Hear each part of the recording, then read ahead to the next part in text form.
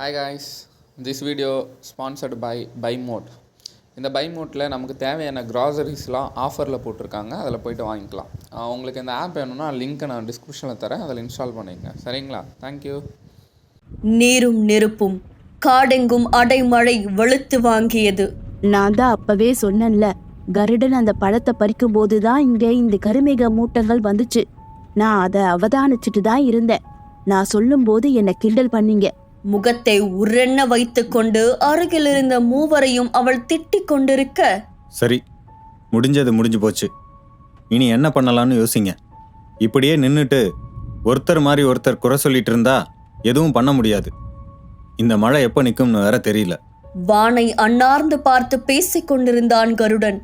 கண்ணுக்கு எட்டிய தூரம் வரை இருள் மட்டுமே சூழ்ந்திருந்தது. மழை நிற்பதற்கான ஒரு துளி அறிகுறியும் கூட இல்லை. இப்ப நீ என்னதான் பண்ண சொல்ற கருடா? என்ன நடந்தாலும் மழை நிக்கிற வரைக்கும் நாம இந்த மரத்துக்கு அடியில தான் நின்று ஆகணும். வேகமா போகணும்னு ஆசைப்பட்டு ஒரே அடியா போக சொல்றியா? ஏற்கனவே அவன் மீது கடும் கோபத்தில் இருந்தவள் இப்பொழுது இவன் இவ்வாறு சொல்லியதை கேட்டதும் இன்னும் ஆத்திரம் கொண்டாள். ஆனா இதெல்லாம் தாண்டி தானே ஆதினி உள்ள போயிருப்பா. அவளால முடியும்னா ஏன் நம்மளால முடியாது? முயற்சி செஞ்சுதான் பார்க்கலாமே. எனக்கு என்னவோ இங்கேயே நின்றுட்டு இருக்கிறது தான் பெரிய ஆபத்துல கொண்டு வந்து நம்மளை நிறுத்தும்னு தோணுது. தனக்கு தோன்றியதை அவன் கூற, அருகில் சேந்தன் வேறு நடுங்கிக் கொண்டு நின்று கொண்டிருந்தான். எனக்கு அதெல்லாம் தெரியாது. உனக்கு வேணும்னா நீ மட்டும் போய் சாவு கருடா. எதுக்காக எங்களையும் கூப்பிட்டு உன் கூட சேர்ந்து சாகடிக்க பாக்குற?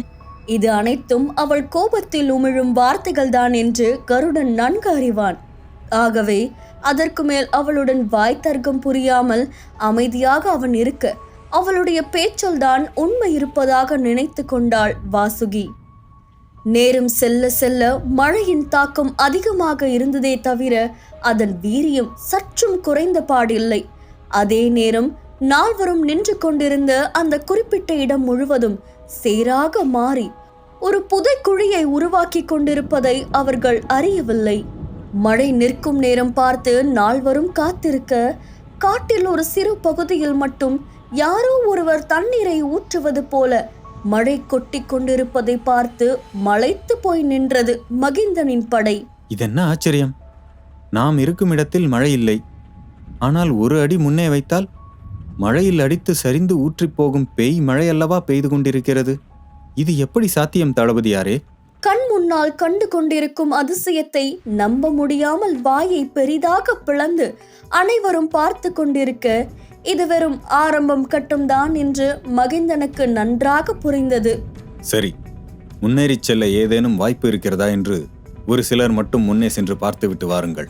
தேர்ந்தெடுக்கப்பட்ட ஒரு மூவரை மட்டும் காட்டுக்குள் மழையில் மகிந்தன் அனுப்ப, அவர்களோ உயிரை கையில் பிடித்து கொண்டு உள்ளே சென்றார்கள்.